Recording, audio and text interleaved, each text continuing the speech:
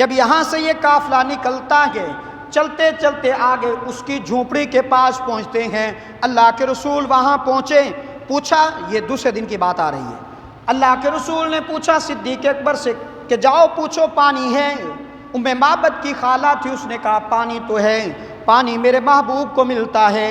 میرے محبوب نے پانی پیا، اور میرے محبوب نے وہ کلی مبارک ایک درخت تھا جو ان کی جھوپڑی کے ساتھ بالکل خشک ہو چکا تھا، اللہ کے رسول نے وہ اپنا پانی جو تھا وہ اس میں ڈالا۔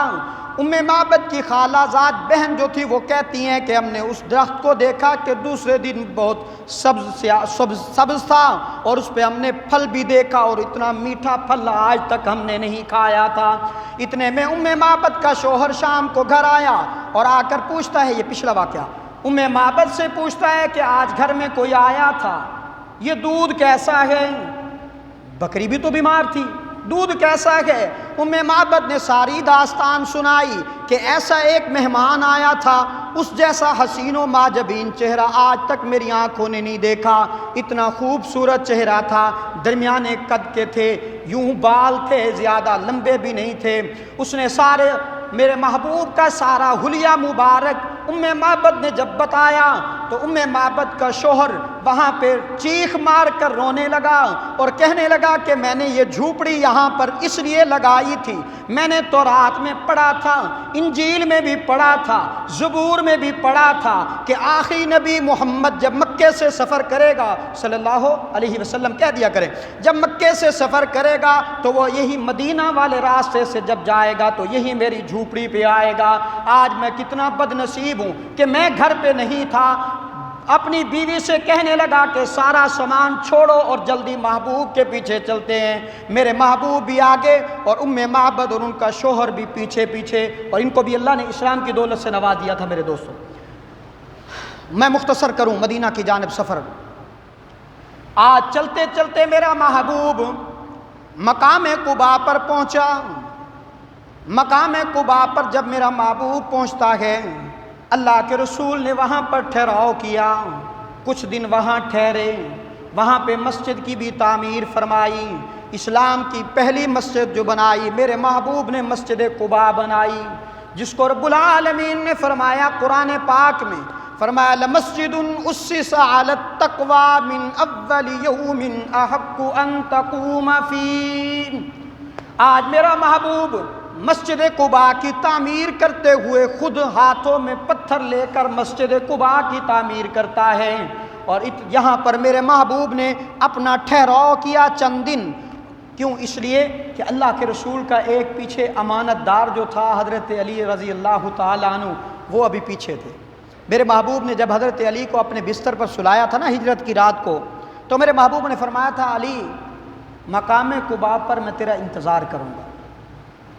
حضرت علی کہتے ہیں کہ مجھے ساری زندگی یوں دیکھتا تھا موت سامنے ہے، جب بھی سوچتا تھا موت قریب دیکھتا تھا، لیکن جس رات اللہ کے رسول نے مجھے فرمایا کہ علی مقام قباء تک میں پہنچ کے تیرا انتظار کروں گا، حضرت علی کہتے ہیں کہ مجھے اس وقت اتنا یقین تھا اپنی زندگی پر کہ علی جب تک تو مقام قباء تک اللہ کے رسول کے پاس نہیں پہنچتا تجھے موت نہیں آتی۔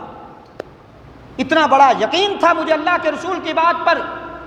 اور پھر حضرت علی بھی وہاں سے میرے دوستو، یہ سفر ہجرت کا، یہ آپ اور میں ہم سن رہے ہیں صرف زبان حال سے، یہ تو سفر ان کو پتا تھا جنہوں نے ہجرت کی تھی۔ میرے دوستو، گھر بار چھوڑنا آسان کام نہیں ہے، وطن چھوڑنا آسان کام نہیں ہے، کنبہ قبیلہ برادری چھوڑنا آسان کام نہیں ہے۔ یہاں تبلیغی جماعت والے میرے دوست بھائی بیٹھے ہیں، یہ بھی مبارکباد کے مستحق ہیں جنہوں نے اپنا گھر بار چھوڑا ہوا ہے۔ آج ہمیں کوئی کہے کہ بازار تک فلاں کام ہے، میں کہتا ہوں بھائی میرے پاس ٹائم نہیں ہے، لیکن یہ حضرات بھی اپنا گھر بار چھوڑ کے اللہ کے راستے میں نکلے ہوئے ہیں۔ دعا ہے اللہ رب العزت ہمیں بھی اپنے دین پر چلنے کی اور صحیح معنی دین پر اور آقا دو عالم صلی اللہ علیہ وسلم کی سنتوں پر چلنے والا بنائے، اور ہمارا دین پر چلنا بھی قبول فرمائے۔ مقام قباء تک میرا محبوب پہنچا۔ آج میرے محبوب اور حضرت ابو بکر اور ساتھ حضرت علی اور باقی بھی جہاں پہ صحابہ میرے محبوب کے ساتھ ملتے چلے گئے، ادھر مدینے والے میرے محبوب کا انتظار کرتے ہیں۔ اور میں یہ بات کیوں نہ کہوں کہ میرا محبوب جہاں جہاں سے گیا تو وہیں پہ میرے محبوب کے چلنے کی برکت کی وجہ سے لوگ اسلام کے اندر داخل ہوتے گئے. جیسا کہ ام معبد کا واقعہ آپ کو سنایا اور ان کی خالہ کا واقعہ بھی میں آپ کے سامنے رکھا. مورخین لکھتے ہیں کہ یہ بھی مسلمان ہو گئی تھی، اور جو بھی راستے میں سراقہ بن مالک بھی مسلمان ہو گیا. 70 جیت لوگوں کے ساتھ ایک آدمی نکلتا ہے محبوب کے سر لینے کے لیے، وہ بھی مسلمان ہو جاتا ہے. میرا محبوب جہاں جہاں سے گزرا وہیں پہ میرے محبوب کی برکتیں اور رحمتیں رہیں.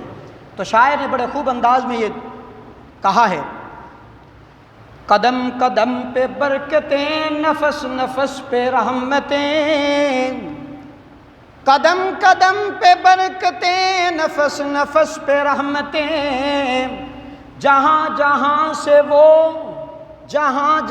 سے وہ شفیع عاصیاں گزر گیا، جہاں نظر نہیں پڑی وہاں ہے رات آج تک، وہی سحر ہوا، جہاں جہاں سے میرا محبوب گزر گیا. آج میرا محبوب مدینہ کی جانب چلتا ہے. جب میرا محبوب مدینہ کی جانب اپنا سفر شروع کرتا ہے، ادھر کیا دیکھتے ہیں کہ مدینہ والے ایک دن بھی آتے ہیں، دوسرے دن بھی آتے ہیں، تیسرے دن بھی آتے ہیں.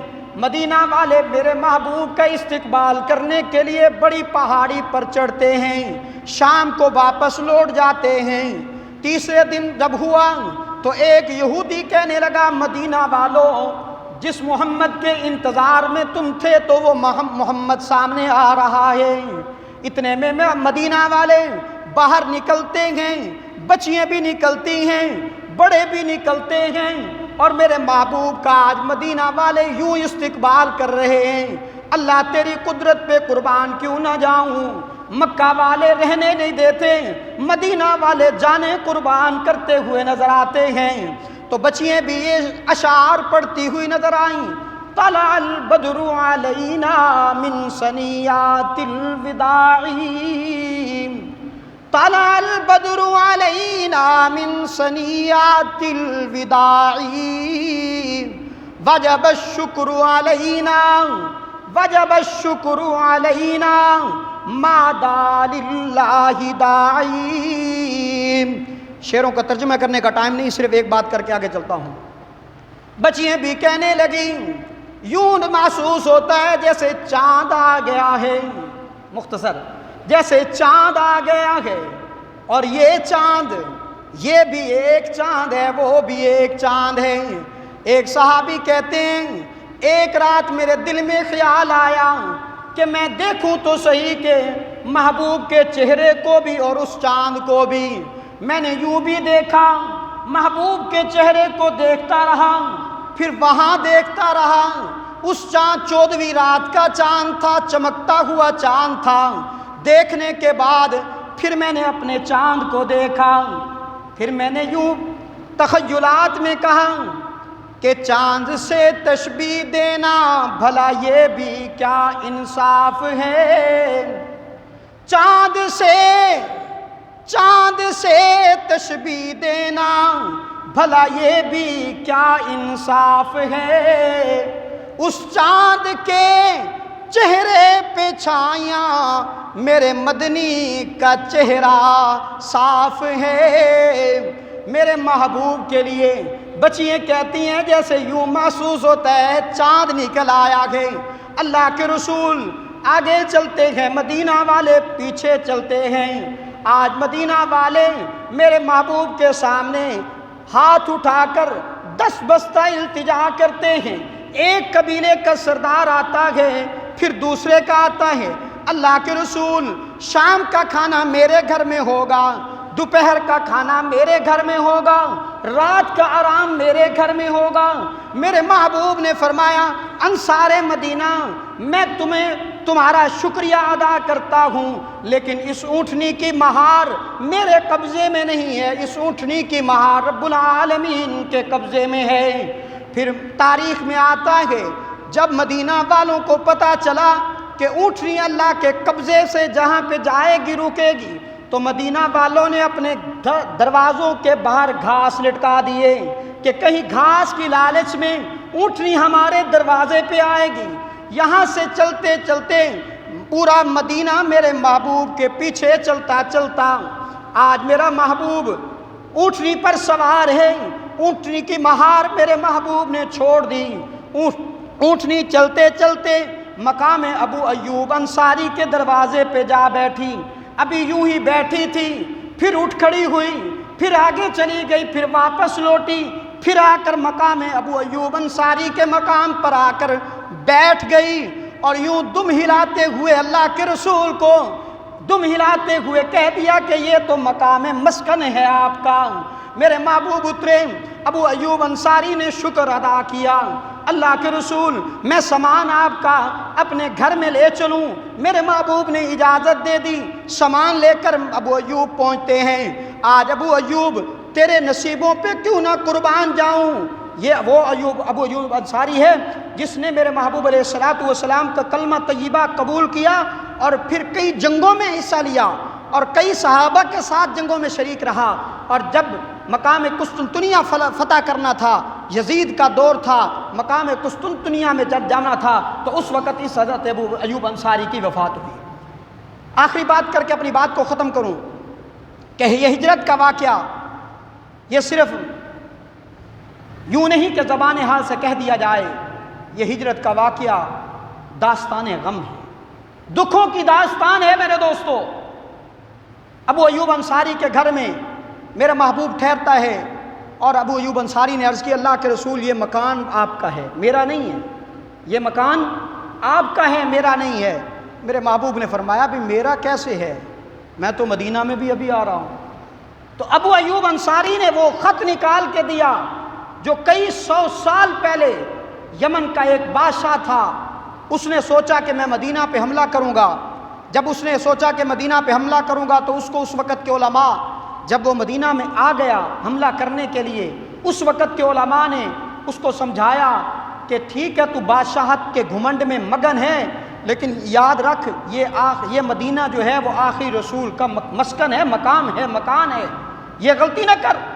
بادشاہ تھا، اس کو سمجھ آ گئی تھی، اس نے کہا ٹھیک ہے میں یہ کام نہیں کرتا۔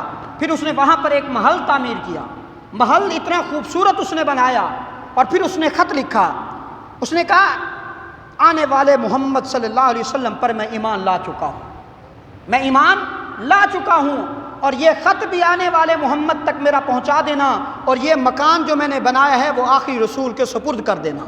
حضرت ابو ایوب انصاری نے کہا اللہ کے رسول یہ مکان آپ کا ہے، میں تو اس میں امانت کے طور پر رہتا تھا، میں تو شکر ادا کرتا ہوں کہ آج میں امانت آپ کے سپرد ہو جائے گی۔ پھر میرے محبوب نے وہاں رہتے ہوئے مسجد نبوی کی بھی تعمیر فرمائی، اور میرا محبوب مدینہ میں آتے ہی ایک سبق دیا کہ مدینہ والو، یہ مہاجرین اپنا مکان، اپنی منزل سب کچھ چھوڑ کر کے آ گئے ہیں، یہ آج تمہارے پاس آئے ہیں، تو میں چاہتا ہوں اخوت اور بھائی چارگی کا درس دے دوں تمہیں، تم بھائی چارگی اختیار کر لو۔ انصار مدینہ نے پھر بھائی چارگی کے درس ایسے سنا اور عمل کیا۔ مورخین لکھتے ہیں کہ اگر ایک انصاری کا دو باغ تھے تو ایک باغ اس نے مہاجر بھائی کو دے دیا، اگر یہاں تک کہ اپنی بیویاں تھی اس کے پاس دو، تو اس نے مہاجر سے کہا جو تجھے پسند آتی ہے تیرے میں نکاح میں دیتا ہوں، میں طلاق دیتا ہوں۔ اور اتنی اخوت اور بھائی چارگی کا درس مدینہ والوں نے عمل کر کے دکھایا۔ میں آخری بات کرتا ہوں، ہمیں بھی ہجرت سے جہاں یہ سبق ملتے ہیں کہ اسلام کے لیے، کلمہ حق کے لیے وطن چھوڑنا پڑے، کنبہ قبیلہ چھوڑنا پڑے، چھوڑ دو، برادری چھوڑ دو۔ میرے محبوب نے پیارا بیت اللہ چھوڑ دیا، لیکن مشرکین کے ساتھ اتحاد نہیں کیا۔ مشرکین تو کہتے تھے اللہ کے رسول ہم مل بیٹھ کے ہم اس بات کو حل کر لیتے ہیں، آپ ایسا کریں کہ 1 سال آپ ہمارے معبودوں کی عبادت کر لیا